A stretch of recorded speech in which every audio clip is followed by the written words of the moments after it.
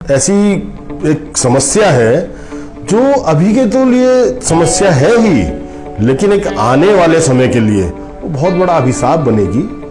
क्योंकि अभी की जो स्थिति है वहां पर कहीं ना कहीं जो बुजुर्ग लोग हैं उनमें दमा की, सांस की स्थितियों के जो पेशेंट हैं, मरीज हैं, उनकी तादाद लगातार बढ़ रही है। आजाद अली इसकी जिम्मेदारी आपके चैनल पर भी लेता है। सहदेव क्या पता नहीं कितने लंगड़े लुल्ले कितने लोग जीत के आ गए, उन्हीं में से एक हमारा ये विधायक भी है जिसको पूरे क्षेत्र की जनता ने नकारा कर रखा है। अपने दम पर उनके पास 10 लोगों की टीम नहीं है।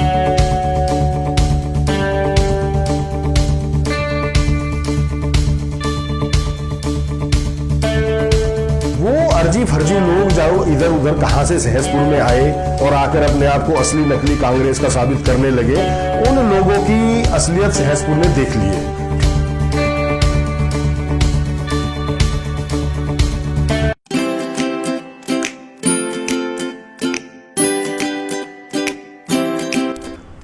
लड़ाई हमारी कूड़ा दहन को लेकर, कूड़ा घर को लेकर बराबर चल रही है। शुरू से ही विरोध है उसका, और वो एक ऐसा ज्वलंत मुद्दा है, ऐसी एक समस्या है जो अभी के तो लिए समस्या है ही, लेकिन एक आने वाले समय के लिए वो बहुत बड़ा अभिशाप बनेगी।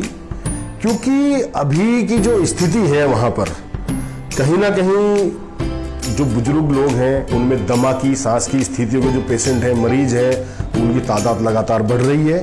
अगर वहां स्वास्थ्य विभाग निष्पक्ष सर्वे कराता है तो वहां पर बच्चे जो है विकलांग की तादाद लगातार बढ़ रही है। वहां पर कैंसर के रोगों की तादाद लगातार बढ़ रही है। तो वो एक ऐसा अभिशाप आने वाले समय के लिए है, उसको जब तक हम हटा नहीं लेते पछवा तो उनको हम किसी भी तरीके से सुरक्षित मान ही नहीं सकते, और वो जब तक हट नहीं जाता।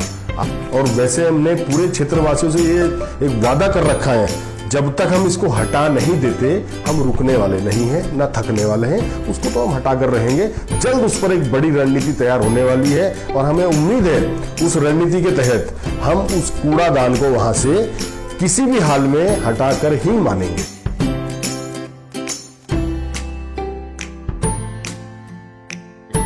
उस विधायक को मैं सिर्फ मोदी जी की उपलब्धि मानता हूं। उन विधायक की अपनी कोई उपलब्धि ना संघर्ष करके जीत के आने की है, ना विधानसभा में जीत कर आने की है। और रही विकास की बात, विकास से तो उन विधायक को कोई मतलब ही नहीं है।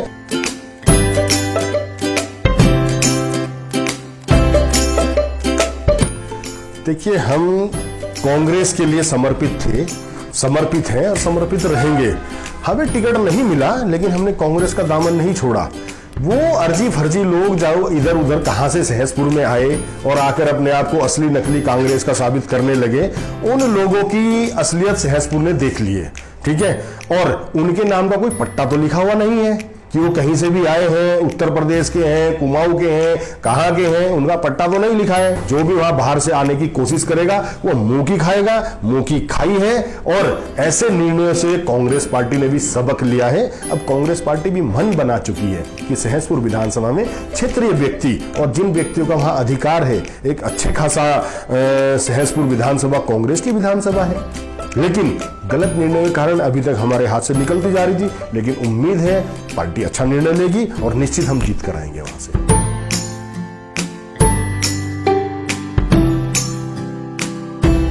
काठ की हांडी एक बार चढ़ती है, 2 बार चढ़ती है, तीसरी बार नहीं चढ़ सकती। तो ये हांडी इनकी फूट चुकी है। इसलिए मुझे पूर्ण भरोसा है अपनी कांग्रेस पार्टी पे, पूर्ण भरोसा है अपने घर पे, अपने परिवार पे, पूर्ण भरोसा है अपना परिवार सहसपुर पे कि निश्चित हम सहसपुर से विधानसभा भी पहुंचेंगे, और सहसपुर विधानसभा का जो हमारा एक सपना है उसको संजोने का, उसको निश्चित संजोएंगे।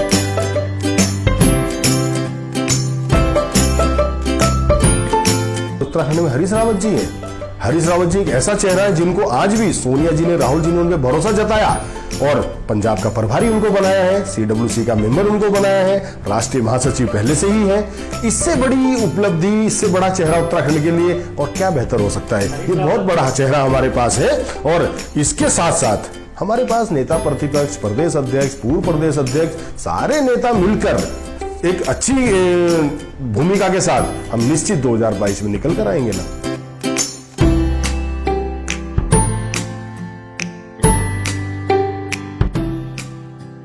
उत्तराखंड में हरीश रावत जी ने क्या नहीं किया था।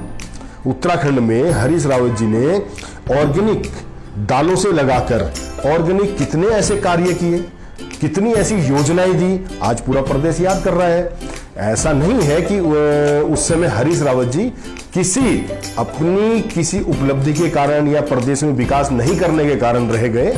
वो मैंने जैसे कि अभी बताया आपको पहले, वो मोदी जी के बहकावे में देश आ चुका था। वो मोदी जी के बहकावे में आकर ही कहीं ना कहीं देशवासी गुमराह हुए, उसी में हमारे उत्तराखंड के राज्यवासी गुमराह हुए। वो मेरे याद है अच्छे से। मोदी जी आए, उन्होंने वही अपने चिकने चुपटे टाइप के भाषण दिए, उत्तराखंड में देशवासियों राज्यवासियों डबल इंजन की सरकार बनाइए। हमारे प्रदेश के भोले भाले पहाड़ी भाइयों ने मोदी जी पे भरोसा किया और वाकई में डबल इंजन की सरकार बनाई।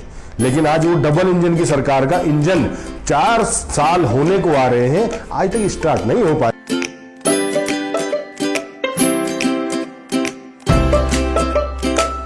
अब वो घर परिवार की बातें हैं, जहां 4 बर्तन होते हैं वो खनकते हैं, लेकिन प्रदेश के लोगों ने निश्चित मन बना लिया है कि हम पंजे के साथ हैं, क्योंकि पंजे के साथ बीते हुए आज से 70, 72, 73 साल का इतिहास और इन 4, 5, 6, 7 साल का इतिहास वो देश ने देख लिया है। इसलिए इन सारी स्थितियों को देखते हुए पूरा देश, पूरा राज्य अब पंजे के साथ खड़ा मिलेगा। और रही आपसी गुटबाजी की बात, वो 4 बर्तन होते हैं, जैसे मैंने बोला, वो खनकते रहते हैं, यहाँ खनकते हैं। भारतीय जनता पार्टी में वो बर्तन फेंक फेंक के मारे जाते हैं। उसका उदाहरण उत्तराखंड के राज्य की अभी विधानसभा सत्र में भी कई सारे मामले उठे। रोज की अखबारबाजी देख लीजिए किस तरीके से इनके मंत्री विधायक आपस में कर रहे हैं। इनके यहाँ तो स्थिति है कि इनको विधायकों को निष्कासित करना पड़ता है।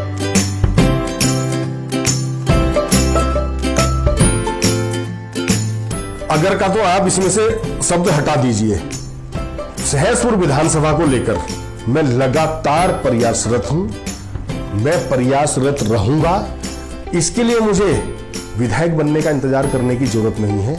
आज सहसपुर विधानसभा में कोई भी प्रकरण देख लीजिए आप, कहीं पे कोई घटना घटित हो जाती है, एक्सीडेंट हो जाता है, वहां सबसे पहले आजाद अली खड़ा हुआ मिलता है। कहीं पर कोई किसी तरीके का ऐसा मामला बन जाता है जहां पर उस परिवार को या उस क्षेत्र को आवश्यकता है, वहां आजाद अली उनके साथ स्वयं खड़ा मिलता है। आज की डेट में क्षेत्र में किसी तरीके का किसी का दुख सुख थाना चौकी डीएम एसडीएम तहसील का कोई कार्य होता है, उसके लिए पूरे तरीके से अधिकारियों से बात करके क्षेत्रवासियों को काम कराने का कार्य आजाद अली लगातार कर रहा है वहां पर। तो मुझे इसके लिए विधायक बनने का इंतजार करने की आवश्यकता नहीं है। लेकिन हाँ, कुछ चीजें हैं विधानसभा सहसपुर में जिनको आप एक उस अमली जामा पहनाने के लिए आपको कलम की आवश्यकता पड़ती है।